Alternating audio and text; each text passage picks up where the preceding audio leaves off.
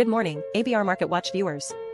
Let's kickstart your day with a double dose of news that'll set the market pulse racing. U.S. stock futures are steady, anticipating this week's Federal Reserve meeting where a 25 basis point rate cut is expected on Wednesday, with a slim 4% chance of a half-point move. This decision follows signs of a cooling labor market and subdued inflation. As we look back on last week, all major benchmarks hit record highs, the Dow advancing 0.95%, S&P 500 gaining 1.59%, and Nasdaq Composite climbing 2.03%. Optimism around artificial intelligence continues to drive market sentiment. However, be warned, some analysts suggest we could see a sell the news event following the anticipated Fed rate cut this week, potentially leading to a 3% pullback in the S&P 500. This could be uncomfortable after 5 months of smooth uptrend, but it wouldn't alter the broader trend.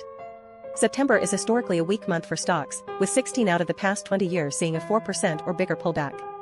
But fear not, this isn't seen as a market top call, but rather a healthy short-term correction.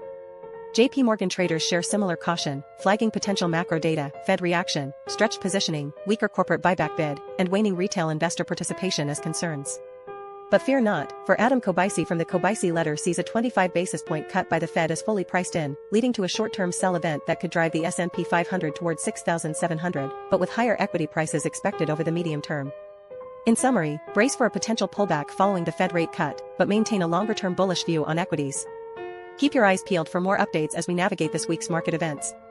Stay invested and see you next time.